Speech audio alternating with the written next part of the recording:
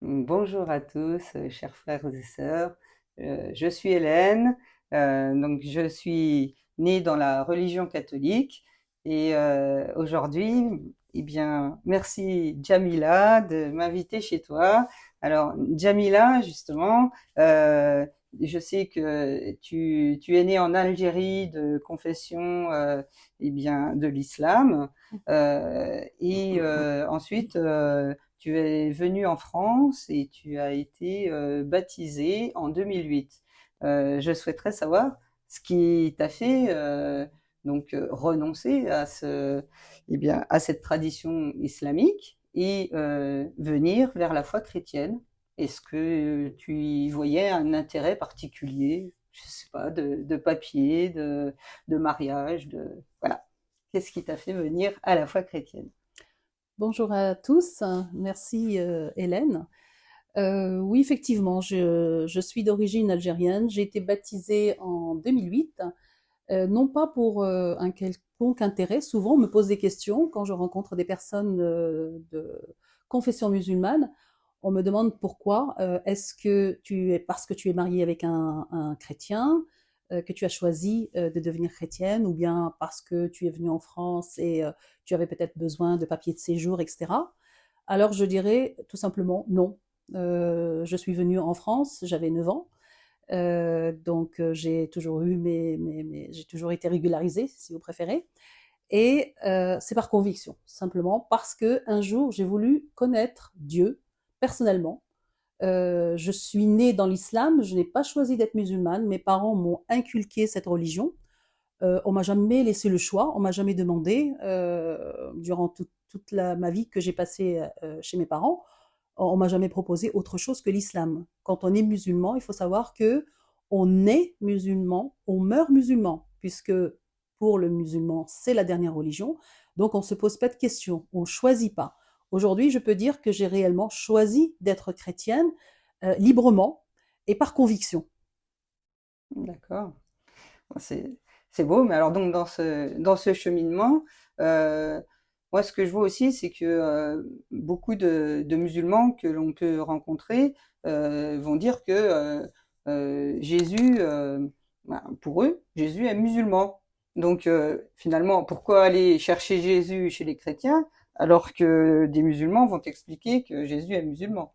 Oui, c'est vrai. Ça, c'est quand j'étais dans l'islam, je l'entendais aussi, et je pense que je l'aurais peut-être moi-même aussi dit, puisque on répète machinalement, sans parfois comprendre, simplement parce que un musulman dit quelque chose, la plupart répètent sans vraiment comprendre.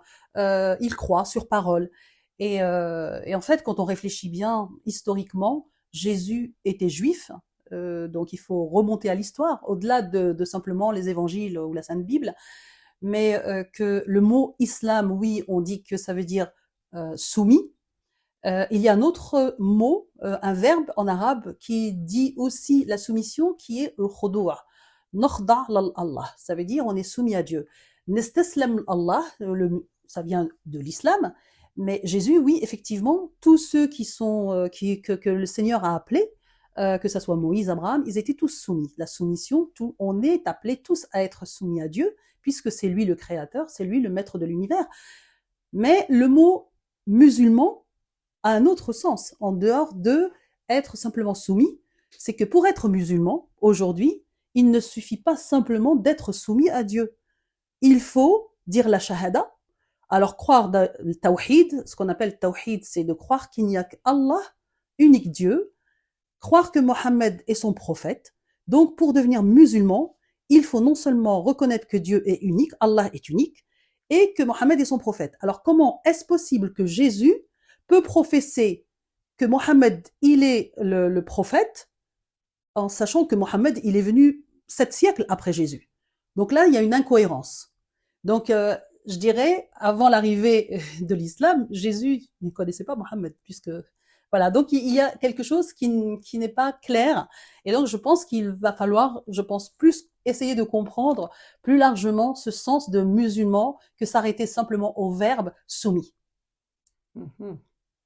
Bah, et d'ailleurs, les musulmans disent souvent des chrétiens que ce sont des associateurs avec le fait d'avoir finalement euh, Dieu le Père, mais que eux ne reconnaissent pas comme Père, mais simplement comme Dieu l'unique. Mhm. Et, euh, et derrière Jésus, ben, le fait qu'on ait Jésus qui soit avec une double nature à la fois humaine et divine, eh bien ça pour eux c'est le fait d'être des associateurs et d'ailleurs qui doit apparemment nous emmener droit vers l'enfer. Mais bon, ça c'est une autre histoire. Mais que penses-tu justement du fait que les chrétiens soient des associateurs? Alors oui, c'est vrai, c'est un fait. On dit que les chrétiens sont des associateurs, mushrikin. Pourquoi? Parce que dans le Coran, on pense que les chrétiens croient en trois dieux. Alors Allah, donc le Créateur, Jésus, qui est Issa, donc qui est un simple prophète, et Marie, donc trois divinités, trois personnes, donc trois dieux. Donc ça fait qu'ils sont des polythéistes quelque part, donc des associateurs. Mais nous, on croit en un seul Dieu, hein, et d'ailleurs toute la Bible, dans le credo, je crois en un seul Dieu.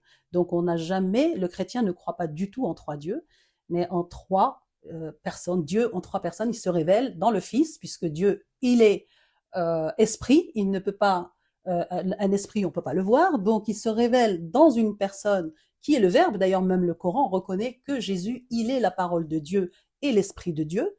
La parole de Dieu ne peut pas être dissociée à Dieu. Donc notre parole à nous, elle n'est pas dissociée, elle n'est pas extérieure à nous. Et l'Esprit Saint, qui est Dieu, puisqu'on dit Dieu habite dans nos cœurs, forcément, s'il habite dans nos cœurs, il faut qu'il soit d'une manière.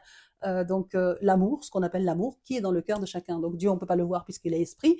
Jésus, c'est celui qui a révélé le Père, parce que je peux vous dire que moi, j'ai pu comprendre dans la personne de Jésus, réellement, qui était le premier Adam.